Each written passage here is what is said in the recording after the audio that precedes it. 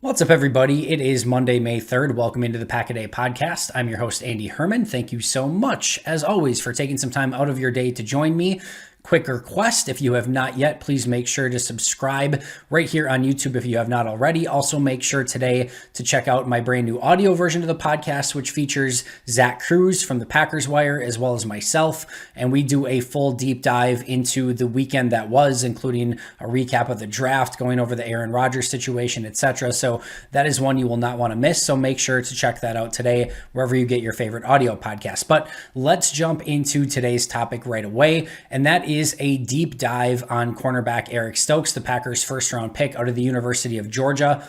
Went back and watched 11 total games on all 22. And if you think I'm telling you that to like brag, or I absolutely am. Yes, and I'm just kidding. But 11 total games that I watched on all 22, including all 9 from this past season, 2020, including every snap that he played in 2020. Went back and reviewed all of those. And then the 2 games from 2019 where he was targeted the most. University of Tennessee and Auburn were the 2 games he was targeted the most in 2019. So again, those 2 games in 2019, every snap that he took in 2020.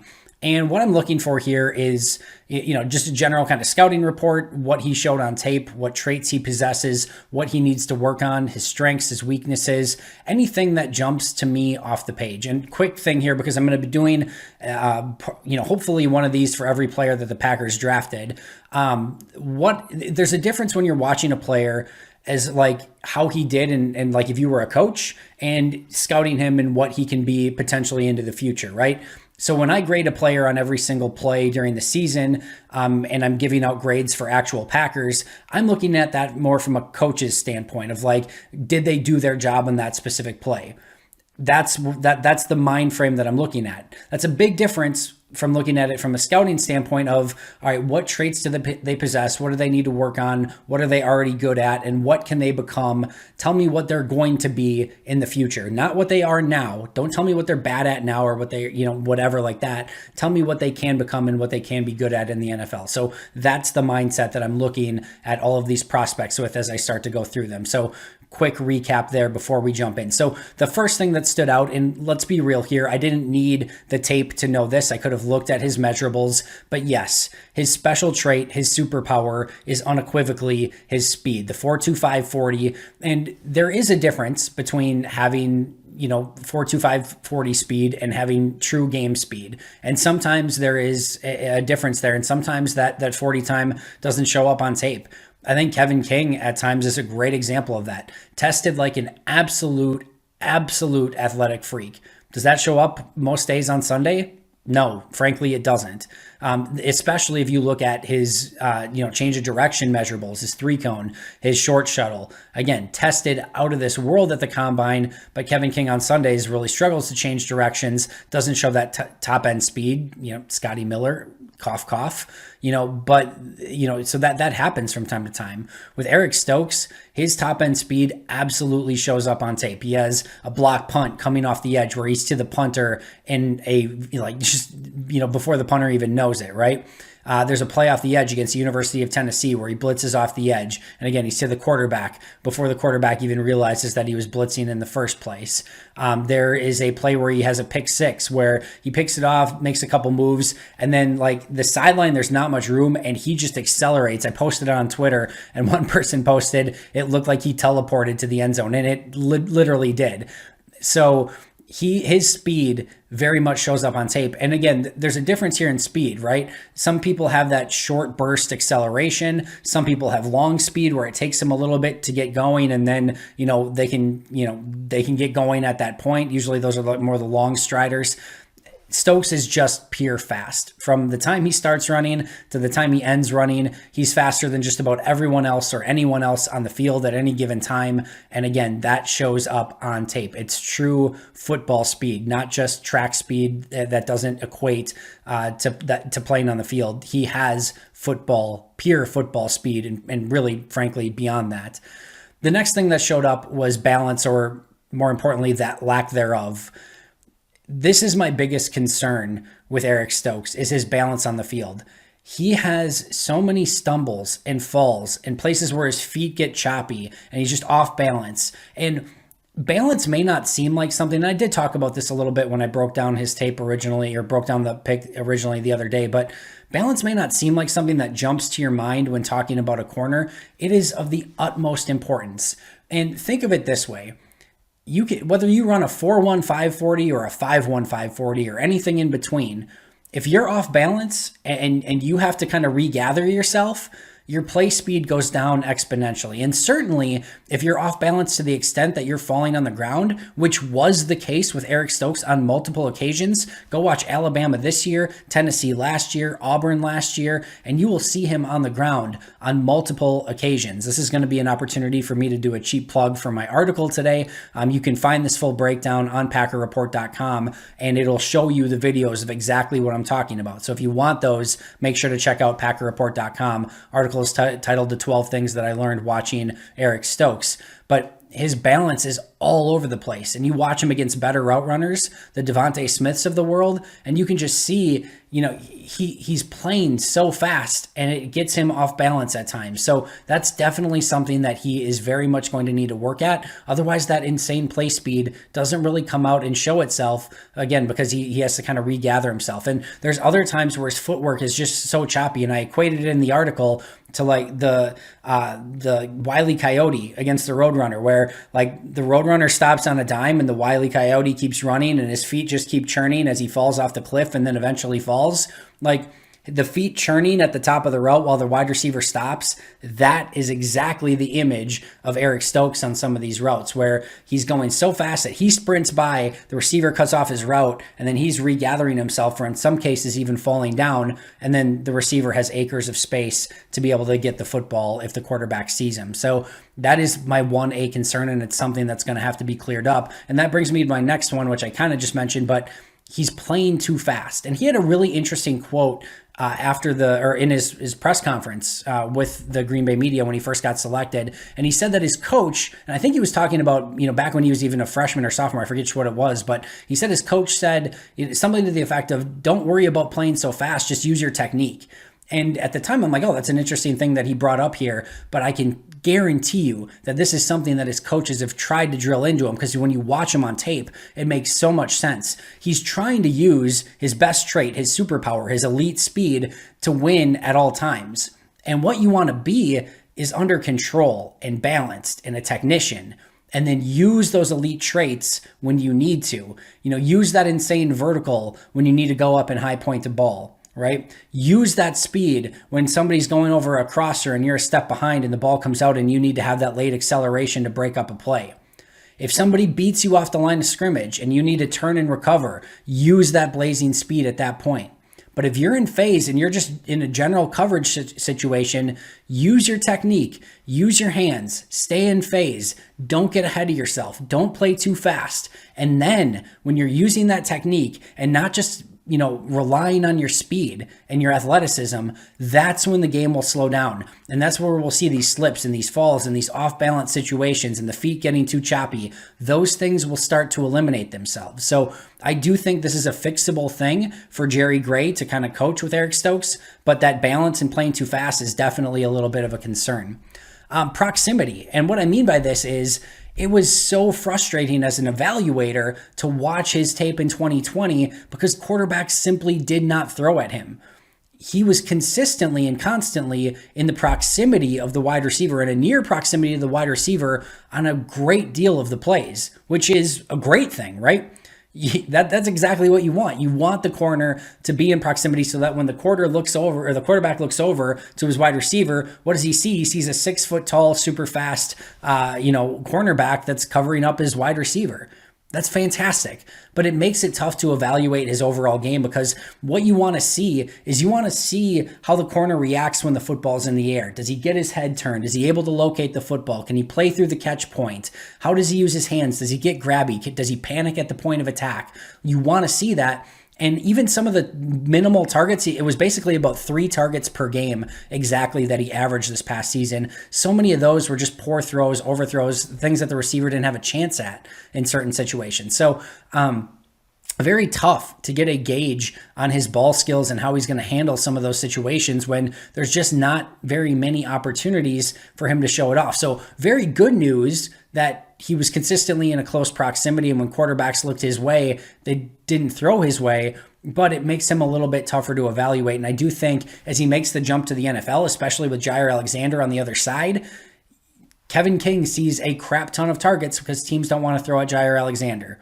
That's going to now be eventually, maybe not this year, probably at some point this year, but for sure next year, that's going to be Eric Stokes. There's going to be a ton of targets coming his way. How does he handle that situation after a 2020 where basically teams did not throw at him? Next is tackling. You look at Eric Stokes' tackling numbers, and they're good. It was like 75 tackles over 3 years, a missed tackle percentage right around about 5%, which is really good. Just for, to compare, Kevin King and Jair Alexander through their career in the NFL are in double digits, like 10, 13%, somewhere in that range for their missed tackle percentage over their careers in the NFL. So the fact that his missed tackle percentage is so low is very promising. What I'll say about it is, he's definitely not quick to get off of his wide receiver, and he's not one that necessarily always rallies to the football either. He's okay with staying downfield on the dummy route and maybe staying blocked a little too long with the wide receiver. Now, when he needs to come up and make a play, if it's in the open field, he will do that. He does stop his feet. He's more of a catch tackler, right? So he's not attacking. They kind of come to him, he catches them, and he gets them on the ground. At the end of the day, more often than not, he's successfully tackling players when he needs to. So that's the main thing here. But again, not an impact tackler, not a downhill tackler that, somebody who plays, with great confidence as a tackler. And he's just not a thumper, not somebody that's going to make those impact hits. So, can he get by? Is he a fine tackler? Yes. Is it a major weakness? No. But he's not going to be one of those players that consistently rallies to the football, makes big hits, and is kind of that scrappy player like a Jair Alexander. You just don't see that type of tackling, prowess from Eric Stokes. Next up is his confidence. I love when he is in phase, when he's one-on-one with the receiver and he's where he's supposed to be. He has full confidence. He's not grabbing. He's getting his head turned around. He's doing everything that he's supposed to with good technique in those situations. When he is in phase, he's very confident. The other thing about his confidence is even when he does give up a play, you don't see him get rattled. That's a really huge thing. You need to have a short memory as a corner. If you give up a big play, you give up a touchdown, it can't affect you on the next snap, the next time you're on the field. You have to get over it and go back to playing your game. And I definitely see that level of confidence out of Eric Stokes. Next up is holding. So I mentioned before, when he's in phase, he has that confidence. But as soon as something goes a little bit wrong, his gut reaction, his initial reaction is to try to grab a hold of something. And that's what I want to see corrected. I want to see him use that recovery speed and quickness to make a play and get back involved in it rather than just grab a hold of an arm or grab a hold of a jersey and try to grab cloth. Like those are things that he just needs to get cleaned up. Now, in comparison to J.C. Horn, who went 8th overall, Stokes doesn't even remotely hold. Like Horn grabs a ton, and you don't see that same level of holding from an Eric Stokes, but you will see him get panicked. And my big thing here is you see him do it in situations where he doesn't need to. And I think that's the big thing that, again, hopefully as he gains a little bit more knowledge and experience, technique, things like that, that's the stuff that he can kind of get out of his game. His hips, I guess, are the next thing I want to talk about. And, the oily hips things is overused at this point. I don't think he's like the smoothest transitioner in the world, but a lot of times with these track athletes, they're sprinters, right? They're straight end or, straightforward runners. And, from time to time, these track athletes, you'll see them struggle when they have to flip their hips to lose some of that momentum and then struggle to get back up to speed or lose some of their speed when they do that. I don't see that as a problem with Eric Stokes. When he flips his hips, he's able to maintain his speed, stay in phase, and keep that acceleration. So not a huge thing here, but it's definitely something, again, from some of these track players, these straight line runners, you want to see that flexibility in their hips, and I think Eric Stokes has that, and there's no concerns there whatsoever. Can he play in the slot? I think he has some of that ability. He's only played about 75 snaps in the slot in his career, but I do think he has some ability there. And the one thing that I love is his ability to blitz off the edge. He gets from point A to point B so insanely fast, ridiculous acceleration. The play against Tennessee is a great example where he just blitzes off the edge. The quarterback doesn't see him and he jars the ball loose. It ends up being a big play. That's the type of thing that Eric Stokes can bring. And I do love how he blitzes off the edge. He does not tip his hand at all. He's completely focused on the receiver. The ball snapped and he is gone and there in a hurry. So I think if they can get him to play that position, and if they can get him to be a little bit more physical in the run game specifically, I think that's a really interesting role for him. But even if you use it in just little bits and pieces, maybe as a dime corner in obvious passing situations, and use him as a blitzer in those roles, I think he could be an interesting weapon for Joe Barry in this defense to use. One thing that I thought he got better on from 2019 to 2020 was his hand usage. They played a lot of press man at the line of scrimmage at Georgia, and in 2019, his hands were a little bit more all over the place. He would whiff on receivers. They'd be able to get a free release. I thought in 2020, his hand usage was better, which was noteworthy in and of itself, but what you want to see with players like this is their technique getting better over time, and I thought with his hand usage, it's not there yet, it's not perfect, but you could see it consistently getting better, and hopefully that's something he can continue to hone in on as he continues to grow in his technique. Next up is special teams. I would expect, he didn't play a ton of special teams late in his career. He never returned, and I don't expect him to be a returner, but I expect him to be, have the potential to be a really good gunner on the punt team. I think he could be a punt block specialist. He had that block punt for a touchdown earlier in his career. And I do also think that he could do maybe some jamming on the outside, and I would expect him to be 1A on the list of, kick blockers, I guess, field goal block, extra point blockers that come screaming off the edge. Nobody has his speed, so I would expect him to be 1A on the list that they try to bring off the edge to try to block kicks. And then last but not least, one thing I would also like to see him improve a little bit more on is his route anticipation. And this is normal for a college corner, right? You're not expecting them to know all the nuances of the game and figure out, but what you want to do is calculate in your head, all right, what have I seen on tape from this offense? What's the down and distance? Who's the player across from me? What are the general route combinations based on their splits and where they're lined up at the line of scrimmage? Like all of those things you want to start using to calculate potential route combinations and start anticipating routes a little bit more. Now, I'm not saying gamble and I'm not saying jump routes, but as soon as you have that ability to kind of narrow things down, if you go up to the line of scrimmage and you have like 20 routes that you can consider, it becomes very complicated. But based on all the information that's given to you at the line of scrimmage and pre-snap, if you can get that down to 3, 4, 5 routes that are possible, now it gives you that much more of an advantage as a quarterback, just eliminating some of those from your head. I didn't think he had, especially in 2019, great instincts on some of those things. And I just think he needs to have better route recognition. That, again, is something that comes with time. You're not expecting these players to be full-fledged, savants at the position yet. These things take time. But I do think that's something that he can also improve on. Overall, with Eric Stokes, he has all the things you can't teach. The speed, good size, overall athleticism, leaping ability. Those are all things that, no matter what coach you have, they can't teach you. The things that he needs to improve on, slowing down, staying in phase, using his hands a little bit better, working on his technique, all of those things are teachable. And I think that's why Green Bay makes this selection early on in the draft, end of round 1, is because, again, there's just not many players that have this ability with Eric Stokes, especially that have played in the SEC, especially that have had some high-end play on tape. He has some things he needs to clean up. I would very much expect a learning curve here. If you're expecting Eric Stokes to come in, start, alongside Jair Alexander, the opposite side of Jair Alexander, and be a dominant corner on the outside, I think that is probably not the best thing to expect. And remember, even Jair had a learning curve.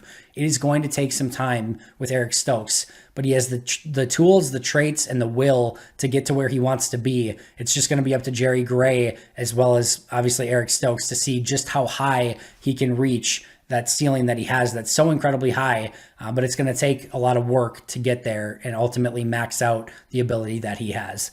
That's going to do it for me. Hope you enjoyed this episode of the podcast. As I mentioned, make sure to check out Zach Cruz and I on the audio version. Subscribe if you haven't already. Of course, I'll be right back here tomorrow. But until next time, and as always, go Pack Go.